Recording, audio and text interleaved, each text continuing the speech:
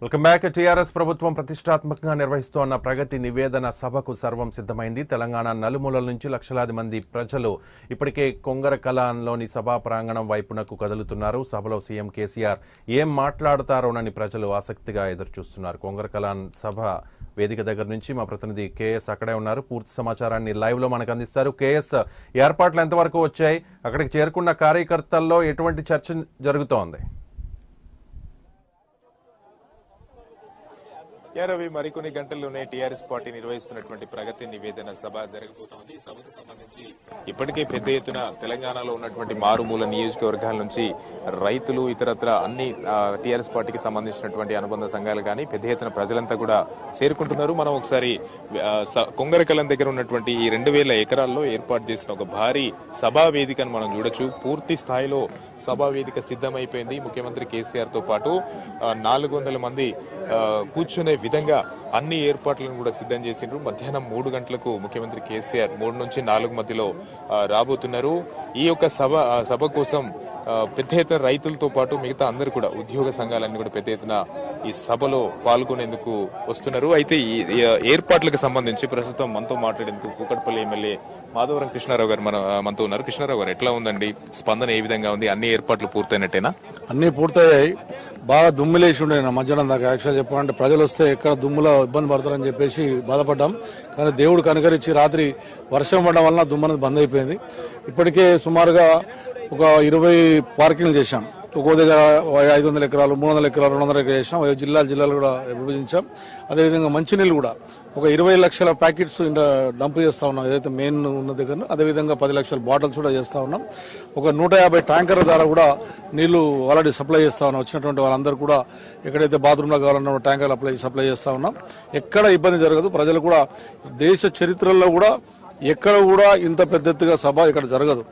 కాంగ్రెస్ పార్టీకి రేపు జరగబోయేటటువంటి ఎలక్షన్ లో ఈ సభనే గుణపాఠం చెప్పబోతా ఉంది. మా ముఖ్యమంత్రి గారు కేసీఆర్ గారు, అదేవిధంగా కేటీఆర్ గారు కూడా పూర్తిగా నిన్న ఈవినింగ్ వరకు ఉండేసి ప్రజలకు వచ్చేటటువంటి వాళ్ళని, రైతులు వచ్చిన వారు కానీ కార్యకర్తలు ఎవరు కూడా ఇబ్బంది జరగకుండా ఆలోచనతోనే అన్ని సక్రమంగా చేయడం జరిగింది. ఎక్కడ ఇబ్బంది జరగదు. ఎట్టి పరిస్థితుల్లో దేశంలోనే ఇంత పెద్ద సభ ఇక్కడ జరగదు. 25 లక్షలు అనుకుంటాం కనుక ఇంకెక్కువ ఆలోచనలు ఉన్నాయి.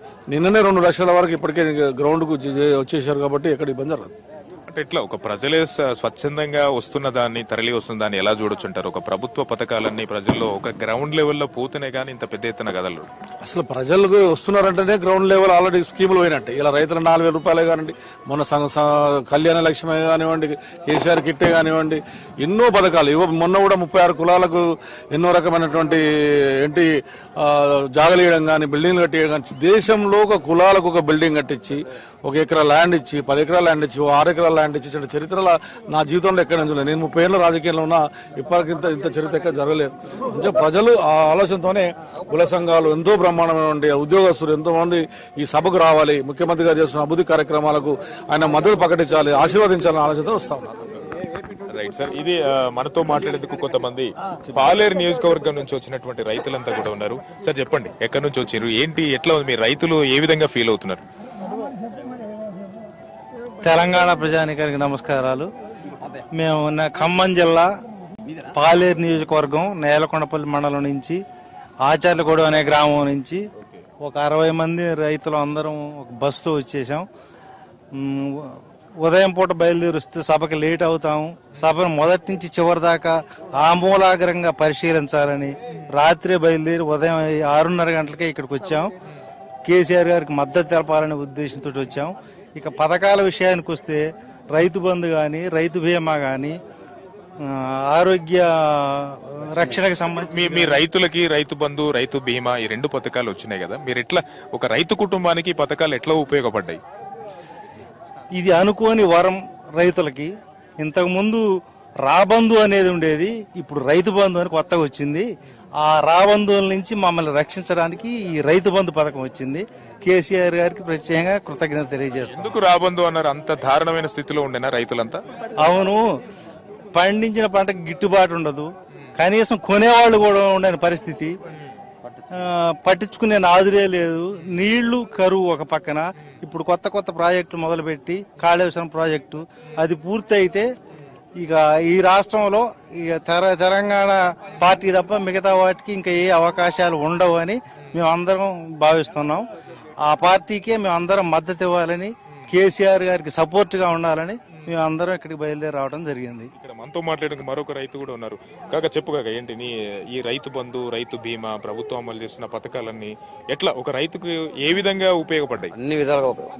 అన్ని విధాలుగా రైతు బంధు కనీసం ఆ పథకం ఇచ్చి చెక్కులు ఇచ్చే రోజు కూడా మేము అందరం ఊరు పండగలాగా చేసుకున్నాం. పండగ లాంటి వాతావరణం చేసుకుని చెక్కులు మేము దగ్గరుండి ప్రతి వాళ్ళని పిలుచుకొచ్చి అవసరం ఇంటికి తీసుకుపోయి ఇట్లా కేసీఆర్ పెట్టాడు అని చెప్పుకుంటా ప్రతి ఇంట్లో చెక్కులు ఇచ్చారు. ఆ చెక్కులు మార్చుకుని ఒక తిరణాలలాగా ఎన్నడూ ఈ పథకాన్ని ఒక్కొక్క మా నాన్న వాళ్ళకి తెలియదు కదా రైతు బంధం అంటే ఏంటో. వాళ్ళు ఏంది ఎప్పుడూ లేదు ఈ డబ్బులు మనకి ఆయన చెప్తుంది అని మమ్మల్ని అడిగితే ఇట్లా కేసీఆర్ గారు పెట్టాడని మేము చెప్పుకున్న రోజులు ఉన్నాయి.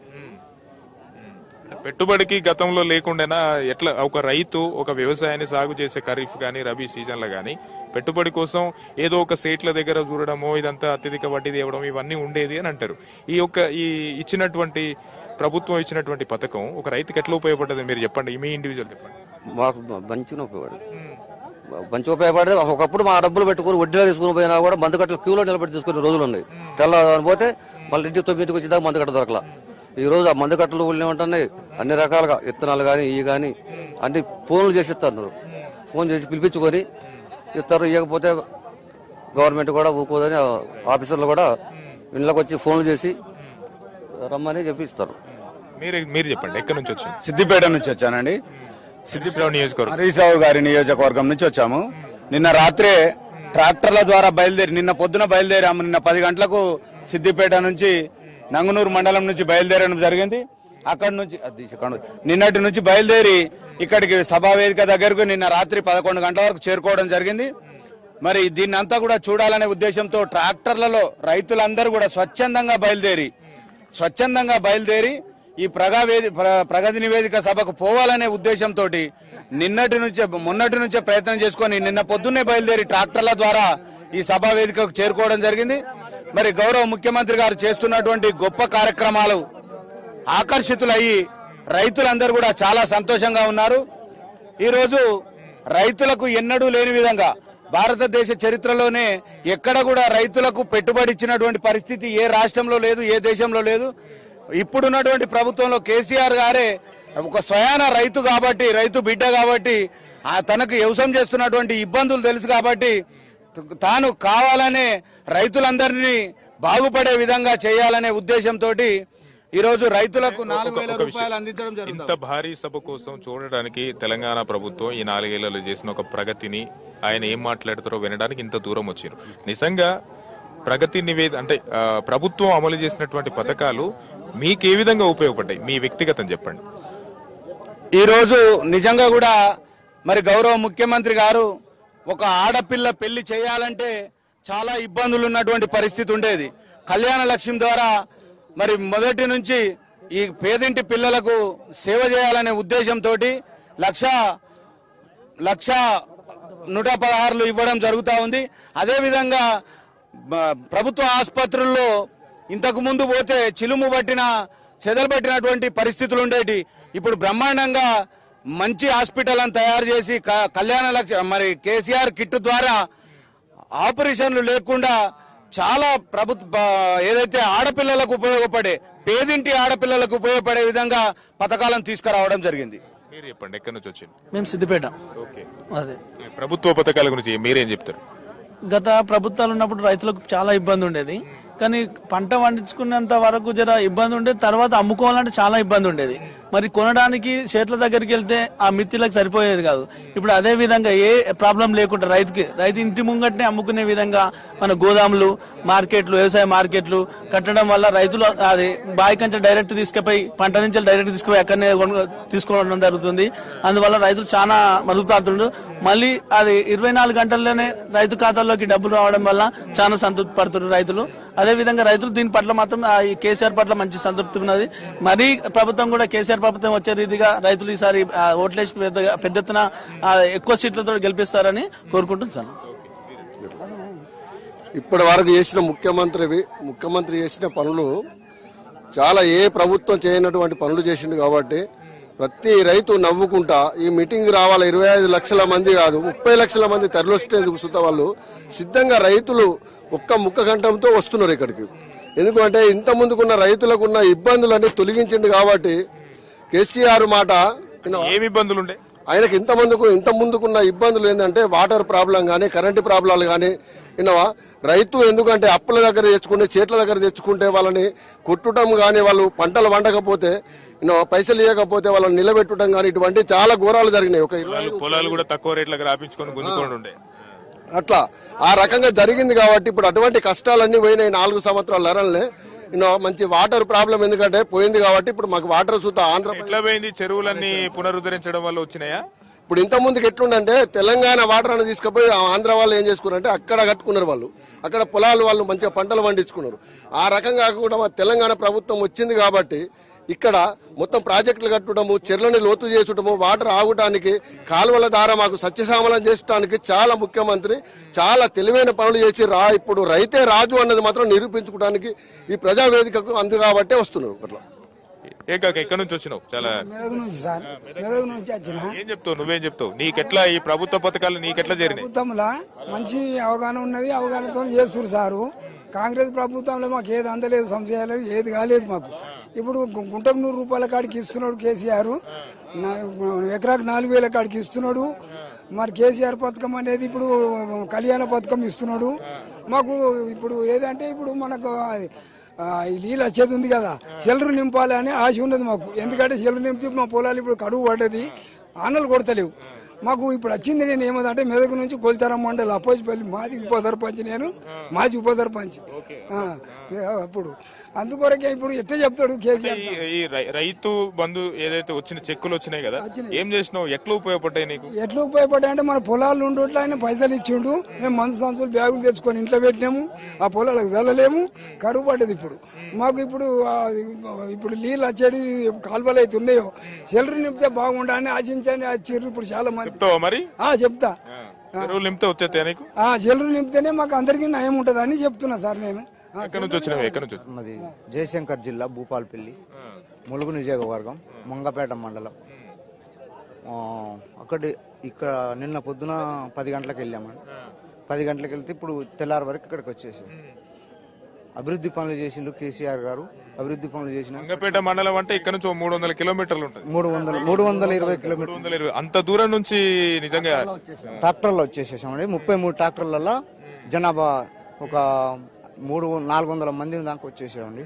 పొద్దున్నే ఉదయమే దిగినామండి. ఇక్కడ కేసీఆర్ చేసిన పనులల్లో మన కళ్యాణ లక్ష్మి ప్రతి ఒక్కరికి అభివృద్ధి చెందుతుంది సార్. అది ప్రతి ఒక్కరికి అభివృద్ధి చెందుతుంది. మంచి అన్ని పథకాలు బాగా చేస్తుండు కేసీఆర్ గారు. ప్రతి ఒక్క పని అంటే ఎవరికి అంత దొరకని వేగంగా చేస్తుండు పని కేసీఆర్ గారు. ఇవాళ కాదు ఏ రోజైనా కేసీఆర్ గారే కావాలి మాకు, అభివృద్ధి చేసేటోళ్ళే కావాలి మా ఏరియాలో. ఎట్లా జరిగింది ఇప్పుడు మీ దగ్గర? మీ వరకు అన్ని పథకాలన్నీ వచ్చినాయి? అన్ని పథకాలన్నీ వచ్చినాయి, చెరువులు వచ్చినాయి, పూడిక అన్ని ప్రతి ఒక్క పని చేసినారు, రోడ్లు పోసిండ్రు, ప్రతి ఒక్కటి చేసినారు. కానీ మాకు ఒక మంగపేట మండలం అనేది ఎలక్షన్ ఏజెన్సీ ఏజెన్సీ ఏమి కాదు, అది మామూలుగా మంగపేట మండలం నుంచి ఇంతవరకు ఎలక్షన్లు జరగలే. 10 సంవత్సరాల నుంచి సర్పంచ్ ఎలక్షన్లు, ఎంపీటీసీ ఎలక్షన్లు జరగలే.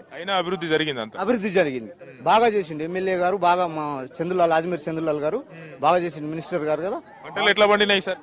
పంటలు అభివృద్ధి బాగా మస్తు పండినాయండి. అన్ని చెరువులు డామ్ కట్టాడండి, డామ్ ఇట్లా కట్టారు. డామ్ ద్వారా మస్తు బాగుపడుతున్నాం అండి మేము ఇక్కడ. ఆ ఏజెన్సీ ప్రాంతాల్లో కూడా మంచి డెవలప్మెంట్ అయిన. మాకు మా ఎలక్షన్లే జరుగుతులేవండి కాదు. ఇప్పుడు కేసీఆర్ నుంచి ఏం కోరుకుంటున్నారు? ఇప్పుడు మళ్ళీ మా మండలం ఎలక్షన్లు జరగాలేదు. మా బాబు గుండె జబ్బుతోని చాలా సార్లు బాధపడుతున్నాం సార్. ఉస్మాన్ హాస్పిటల్ తీసుకుపోయి ఆపరేషన్ చేయించాము.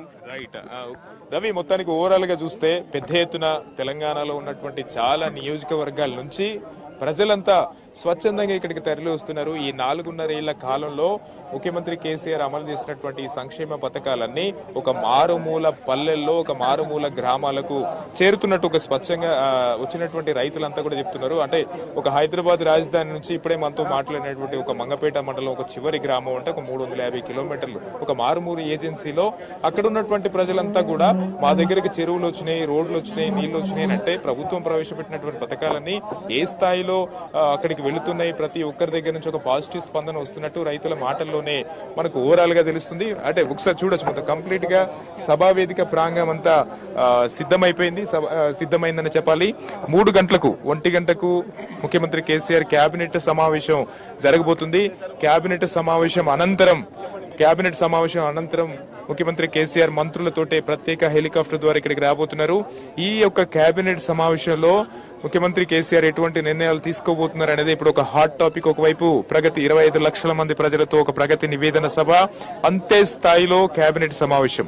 ఈ కేబినెట్ సమావేశం ముగిసిన అనంతరం ఎన్నికలకు సంబంధించినటువంటి ఏదైనా ఒక కీలకమైనటువంటి ప్రకటన ముఖ్యమంత్రి కేసీఆర్ చేయబోతున్నా అనేది ఇప్పుడు ఒక పెద్ద ఎత్తున చర్చానీయాంశంగా మారుతుంది. ముందస్తు ఎన్నికలకు వెళ్లబోతున్నట్టు టీఆర్ఎస్ పార్టీ ఇప్పటికే ఉన్నటువంటి ఎమ్మెల్యేలకు అంతా అంతర్గత సమాచారం ఇచ్చింది. ఎమ్మెల్యేలంతా నియోజకవర్గాలే ఉన్నారు. ఈ నేపథ్యంలోనే ఎన్నికలకు వెళుతున్నట్టు, అసెంబ్లీని రద్దు చేస్తున్నట్టు ఒక సంచలనమైనటువంటి ప్రకటన ముఖ్యమంత్రి కేసీఆర్ చేసినా చేయొచ్చినటువంటి ఒక చర్చ అయితే రాజకీయంగా పెద్ద ఎత్తున జరుగుతా ఉంది. ప్రగతి నివేదన సభకు కొంగరకలంలో దాదాపు 2000 ఎకరాల్లో ఏర్పాటు చేసినటువంటి ఈ సభకు తరలి వచ్చేందుకు ఔటర్ రింగ్ రోడ్ ప్రధాన మార్గం కాబట్టి ఎక్కడా ట్రాఫిక్ జామ్ కాకుండా ఇటు ఉత్తర తెలంగాణ నుంచి గానీ దక్షిణ తెలంగాణ నుంచి గానీ వచ్చేటువంటి ప్రజలందరికీ కూడా ఒక 12 నుంచి ఎగ్జిట్ 14 వరకు 2 టోల్ గేట్లతో 2 ఎగ్జిట్లతో పాటు అదనంగా మరొక 20 తాత్కాలిక ఎంట్రన్స్ కూడా ఔటర్ రింగ్ రోడ్డుకి ఇవ్వడం జరిగింది.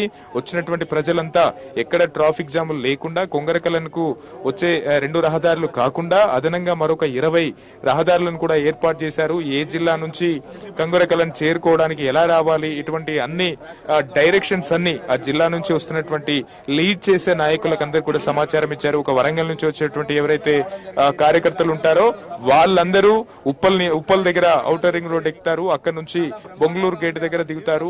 అక్కడ వెహికల్స్ పార్కింగ్ చేసుకున్న తర్వాత వేదిక దగ్గరికి ఎలా రావాలి అనేది ఒక రూట్ మ్యాప్ క్లియర్ గా ఇవ్వడం జరిగింది. చాలా మంది రైతులంతా రాత్రే సుదూర ప్రాంతాలు వాళ్ళంతా కూడా రాత్రే ఇక్కడికి చేరుకున్న తర్వాత ఈ ఎన్నికలకు సంబంధించి కేసీఆర్ ఏం ప్రకటన చేస్తారనేది ఒకవైపు సర్వత్రా అందరూ ఉత్కంఠగా ఎదురు చూసినటువంటి సిచ్యువేషన్ అయితే ప్రస్తుతం మనం ప్రగతి నివేదన సభ దగ్గర కనిపిస్తా ఉంది. రవి, కేఎస్, ఇప్పటికే తెలుగు రాష్ట్రాల్లోని రాజకీయ వర్గాలు, రాజకీయ పార్టీలే కాదు దేశవ్యాప్తంగా జాతీయ స్థాయిలో ఉన్న రాజకీయ పార్టీలన్నీ కూడా చాలా నిశ్చితంగా గమనిస్తున్నాయి. ఒకవేళ టీఆర్ఎస్ నాయకులు చెప్తున్నట్లుగా 25 లక్షల మంది గనక వస్తే గనక ఇది దేశ చరిత్రలో ఖచ్చితంగా నిలిచిపోతుంది మీరు చెప్తున్నట్లు. సో మీ అంచనా ఏంటి? ఖచ్చితంగా ముఖ్యమంత్రి కేసీఆర్ చెప్పేది ఏంటంటే దేశంలో ఏ రాజకీయ పార్టీ కూడా ఈ స్థాయిలో 25 లక్షల మంది ప్రజలతో ఒక సభ అయితే నిర్వహించలేదు. ఈ సభ ద్వారా ముఖ్యమంత్రి కేసీఆర్ ఏం చెప్పుకుంటున్నారంటే 2 అంశాలు. ఈ 4.5 ఏళ్లలో తెలంగాణ ప్రభుత్వం 2014లో అధికారంలోకి వచ్చిన తర్వాత ఇప్పటి వరకు అసలు ఎన్ని ప్రజల కోసం దేశంలో ఏ రాష్ట్ర ప్రభుత్వం కూడా ప్రవేశపెట్టినటువంటి సంక్షేమ పథకాలు ఎన్ని ప్రవేశపెట్టాము, దానికి ఎంత బడ్జెట్ కేటాయించాము, దాని ద్వారా తెలంగాణలో ప్రతి ఒక్కరు కూడా ఏ విధంగా లబ్ధి పొందారు, ఇటువంటి అన్ని అంశాలను ముఖ్యమంత్రి కేసీఆర్ ఒక 2 గంటల పాటు సుదీర్ఘంగా ప్రసంగించే అవకాశం కనిపిస్తుంది. రాష్ట్ర బడ్జెట్ లో ప్రతి ఏడాది తెలంగాణ ప్రభుత్వం ప్రవేశపెట్టేటువంటి రాష్ట్ర బడ్జెట్ లో 1,50,000 కోట్ల వరకు ఉంటే అందులో 60,000 కోట్ల వరకు సంక్షేమ పథకాలే అన్ని వర్గాలకు, ఉద్యోగులకు గానీ, నిరుద్యోగులకు గానీ, రైతులకు గానీ, పారిశ్రామికవేత్తలు గానీ, ఇటువంటి ప్రతి ఒక్క వర్గానికి ఒక సంక్షేమ పథకాన్ని పెట్టడం జరిగింది. సుమారు 500కు పైగా సంక్షేమ పథకాలన్నీ పెట్టడం జరిగింది. దాని ద్వారా తెలంగాణలో ప్రతి ఒక్కరికి కూడా ఏదో ఒక రూపంలో లబ్ధి. Right, thank you so much for the updates.